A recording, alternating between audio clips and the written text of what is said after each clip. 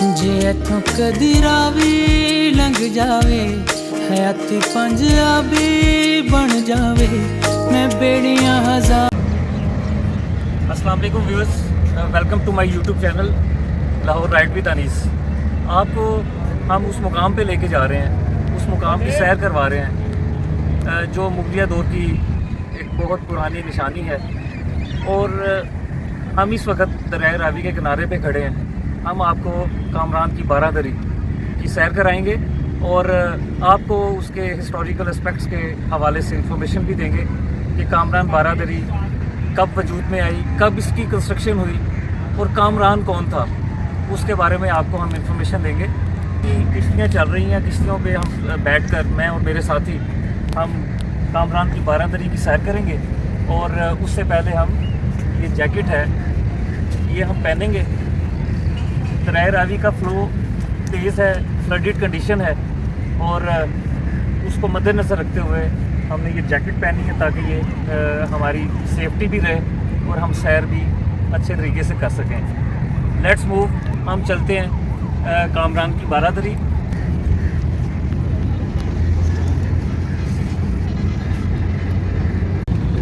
दरिया रावी भी अपने पूरी आबोताब के साथ रवान दवा है।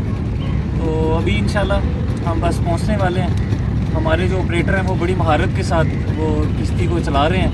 तो इंशाल्लाह अभी हम आपके सामने मेरे अकब में आप देखें ये कामरान की बारादरी है। ग्रीनरी के साथ वो सराउंडेड है और अभी हम बारादरी के किनारे पे बस आ चुके हैं। हम कामरान बारादरी के किनारे पे पहुंच चुके हैं। ये मैं सेफ्टी जैकेट उतार रहा हूँ। अभी थोड़ी सी हाइट है तो 10 फीट ये हम क्रॉस करेंगे, उसके बाद फिर हाइट है तो 10 फीट आप फॉलो करेंगे। जे इथों कदी रावी लंघ जावे, हयाती पंजाबी बन जावे, मैं बेड़ियां हजार तोड़ ला, मैं पानी चो सार छोड़ ला, जे इथों कदी रावी लंघ। ये जजीरा नमा बारादरी, ये बिल्डिंग मुगलिया एम्पायर्स की सबसे पहली निशानी थी। ये 1530 में इसकी कंस्ट्रक्शन की गई। उस वक्त दरिया रावी यहाँ से काफ़ी दूर था। वो दरिया कहते हैं ना अपना रुख खुद बदलते हैं, तो दरिया रावी ने अपना जब रुख बदला तो ये जो कामरान की बारादरी थी ये जजीरा नमा हो चुकी और पानी दरिया रावी इसके राइट लेफ़्ट दरिया रावी ने अपना रास्ता लिया और इस वक्त ये जजीरा नमा बारादरी जो आप देख सकते हैं, हाई ग्रीनरी और एक खूबसूरत तख्लीक, खूबसूरत कंस्ट्रक्शन, यूनिक कंस्ट्रक्शन अभी हम आपको दिखाएंगे।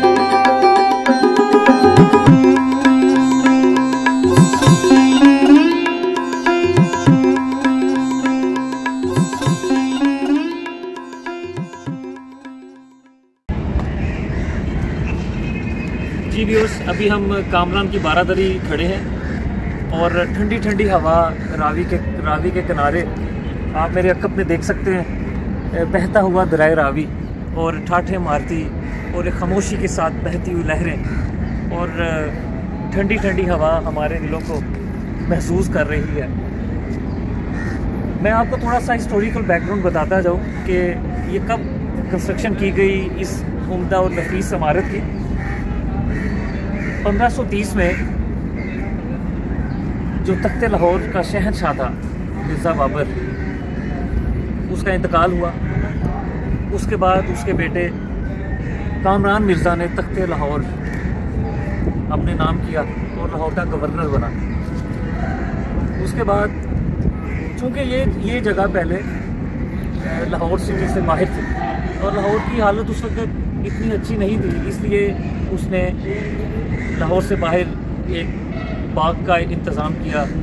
1600 फीट लंबाई थी, 1600 फीट चौड़ाई थी और उस बाग में ये उम्दा कंस्ट्रक्शन की गई। इसके 12 दरवाजे हैं और 12 दरवाज़ों की वजह से इसे 12 दरी कहते हैं। और हर दरवाजे में अगर मैं आपको विज़िट कराऊँ तो हर दरवाजे में एक कंस्ट्रक्शन की गई और हर दरवाजे से ठंडी हवा का गुजर होता है और दरिया रावी के किनारे जो ठंडी हवा है वो दिलों को महसूस करती चली जाती है। तो 12 दरी बेसिकली इसको इसलिए कहते हैं कि इसके 12 दरवाजे थे, जो कि उस वक्त एक ये मुगलिया दौर की पहली कहते हैं कि पहली कंस्ट्रक्शन थी, जो कि मुगलिया दौर के जो मुग़ल जो बादशाह थे, उसका नाम कामरान मिर्ज़ा था, जिसके नाम से ये मंसूब की जाती है। और कामरान मिर्ज़ा बाद में तख्ते लाहौर पर एज अ गवर्नर उसने काम किया। और एक और इंस्ट्रक्शन आपको मैं इंफॉर्मेशन देता चलूँ कि शहनशाह जहांगीर का बेटा था खुसरो। शहनशाह जहांगीर और खुसरो ये आपस में बाप और बेटे की नहीं बनती थी और खुसरो को जब एज अ पनिशमेंट पाबंद सलाखुल किया गया। ये वो 12 दरी है जहाँ पे खुसरो को कैद किया गया और उसके साथ साथ 300 सिपाहियों को यहाँ पे कैद किया गया। जहांगीर चूँकि वालिद था, खुसरो उसका बेटा था, तो जहांगीर ने अपने बेटे को, जो कि उसके ख़िलाफ़ जिसने बगावत की थी, अपने बेटे को एज अ पनिशमेंट ये डिसाइड किया कि इसकी आंखें ज़ाया कर दी जाए, इसकी आंखों को इसको नाबीना कर दिया जाए। लेकिन बाद अज़ां ये तय हुआ कि इसको पनिशमेंट से पहले इसके 300 सिपाहियों को इसकी आंखों के सामने फांसी दी जाए। तो खुसरो को यहाँ से शाही किले की तरफ ले जाया गया, जो कि यहाँ से तकरीबन 2.5-3 किलोमीटर की दूरी पे वाक़या है। जब खुसरो को यहाँ से ले जाया गया, रास्ते में उसके 300 सिपाहियों को उसकी नज़रों के सामने फांसी देते चले गए और उस किले पहुँचने तक 300 सिपाहियों को फांसी दे दी गई। उसके बाद उसको किले में जाके उसकी आंखों को ज़ाया किया गया और उसको नाबीना कर दिया गया। कामरान 12 दरी एक बड़ा ज़बरदस्त इसका हिस्टोरिकल बैकग्राउंड, ये वही जगह है जहाँ पे कनीज़ाएँ रक़्स करती थी। हिंदुस्तान के अजीम गवैये यहाँ पे अपना साज और अपनी आवाज़ का जादू चलाते थे और ये वही जगह है जहाँ पे बाअदब बामुलाहज़ा की आवाज़ें आती थी। आप देख सकते हैं इंतहाई खूबसूरत ग्रीनरी, जो कि चारों तरफ से 12 दरी को घेरे हुए है, जो कि अपनी मिसाल आप है। इंतहाई दिलकश और इंतहाई खूबसूरत मनाज़र। लेकिन मैं फिर अर्ज़ करता जाऊँ, ये वही दीवारें हैं जहाँ पे ज़मर्द, नीलम, अकीक जैसे पत्थर लगे हुए थे, जो कि बाद लोगों ने उखाड़ लिए। अब वही दीवारें हैं जहाँ पे अजीब और बेहुदा सेंटेंस लिखे गए हैं। अगर मैं आपको बताऊँ, ये देखें, जानू अनमोल, समरीन नासिर, बेवफा, शानी, इस तरह के कई अशार लिखे गए हैं जो कि पढ़े जाने के काबिल नहीं हैं। तो मैं आपको ये थोड़ा सा बता दूँ। अब मैं आपको ऊपर लेके चलता हूँ बलाई मंजिल की तरफ, ताकि आप बलाई मंजिल का भी व्यू करें। आ जाएं आप। ये वही रास्ते हैं जहाँ से कनीज़ाओं का गुजर होता था, जहाँ से बाअदब बामुलाहज़ा की आवाज़ें आती थीं, जहाँ से आवाज़ें आती थी कि अपनी नज़रें झुका लो, बादशाह सलामत की सवारी गुजरने वाली है। आइए मैं आपको ऊपर का व्यू कराता हूँ।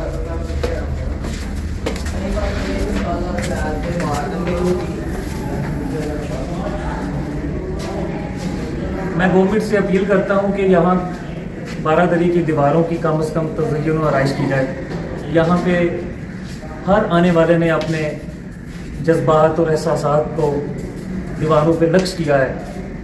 और ऐसे ऐसे सेंटेंस, ऐसे ऐसे फिक्रे लिखे हैं कि जो कि पढ़े जाने के काबिल नहीं। तो मेरी अपील है आसार कदीमा डिपार्टमेंट से कि वो अपना थोड़ा सा फंड इसके लिए फ़िक्स करें और इसकी दीवारों को एटलीस्ट तज़य्युन और आराइश के साथ वैसा ही मेंटेन रखें जिस तरह उन्होंने शाही किला को मेंटेन किया हुआ है। मैं अब आपको बलाई मंजिल पे लेके जाता हूँ।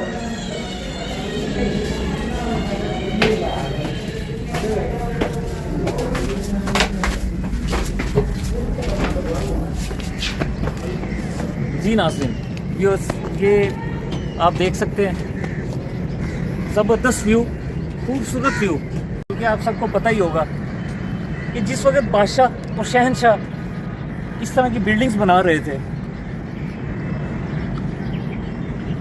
1642 में शालीमार गार्डन को बनाया गया, तकरीबन 1672 या 1674 में बादशाही मस्जिद को बनाया गया, आगरा ताजमहल, इतनी नफीस और उम्दा कंस्ट्रक्शंस की गई।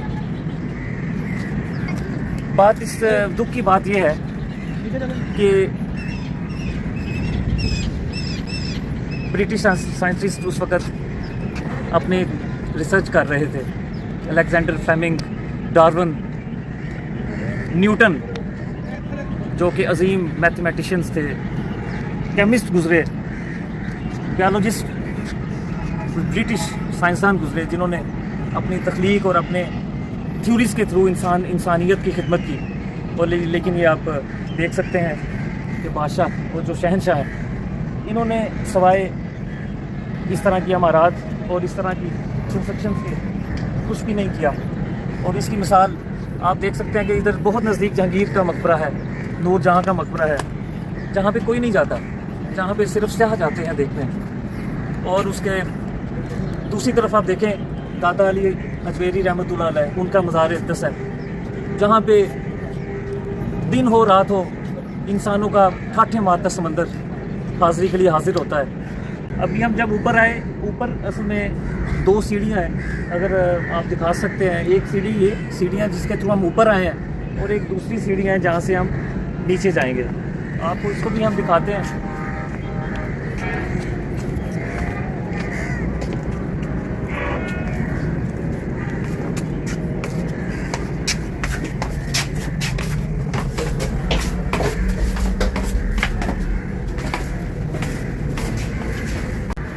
मेरे दोस्त अगर आपको दिखाएं कैमरे के साथ कि कितना ज़बरदस्त इसका अक्स और कितनी ज़बरदस्त इसकी कंस्ट्रक्शन।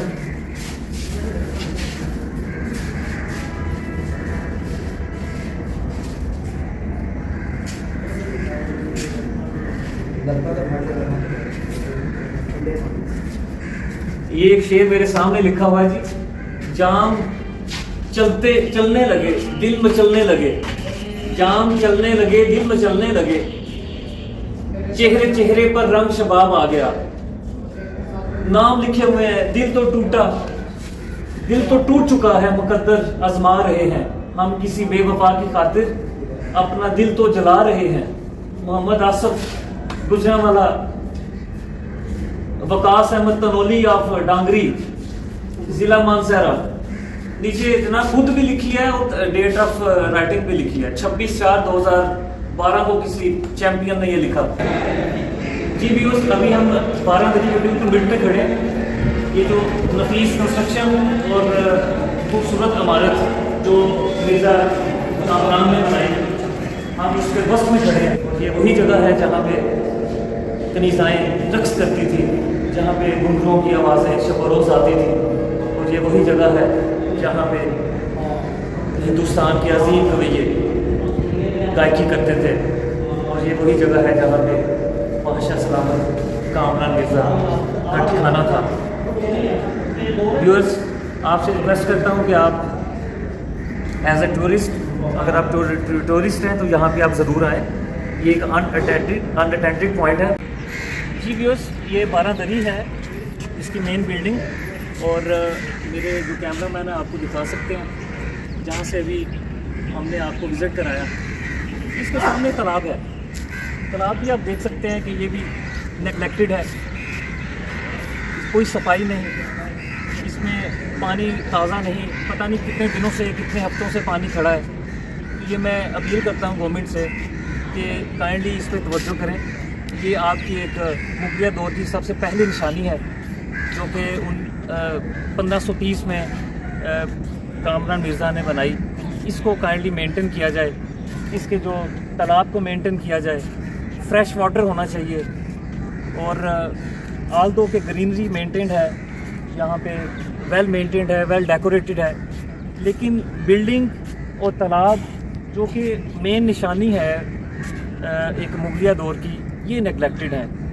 मैं रिक्वेस्ट करता हूँ व्यूअर्स आपसे भी, जो टूरिस्ट हैं उनसे स्पेशली, कि इसको आबाद करें, यहाँ पे आएँ, यहाँ के हुस्न को आप बताएं लोगों को कि कितनी प्यारी जगह है।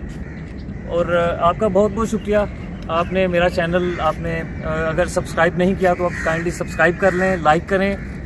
जी व्यूअर्स, अब हमारी वापसी है। हमने आपको कामरान की बारादरी का सारा व्यू और सारी इन्फॉर्मेशन हिस्टोरिकल एस्पेक्ट्स के हवाले से आपको प्रोवाइड की।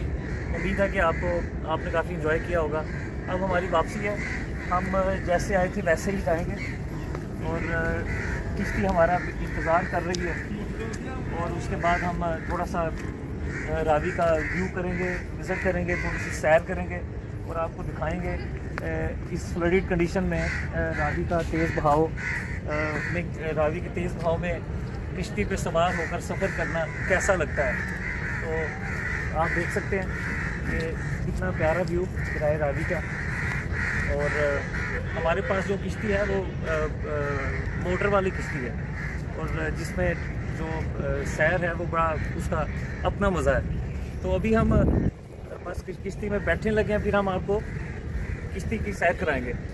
जी व्यूअर्स, कश्ती हमारा वेट कर रही थी। हम कश्ती में बैठ के आपको किराए रावी की सैर कराते हैं और आप देख सकते हैं आप हमारा वेट कर रहे थे।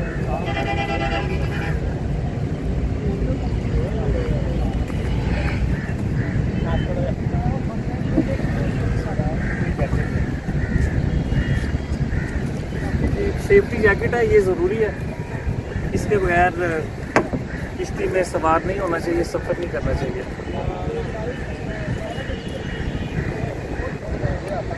मेरे साथ मेरे दोस्त भी आए हैं, आ जाएं भी आप लोग सारे, आ जाएं, सेफ्टी जैकेट्स पहने। याद मुझे तुम कर लेना, आवाज मुझे तुम दे लेना, इस राहे मोहब्बत में कोई दरपेश जो मुश्किल ना जाए, इस राहे मोहब्बत में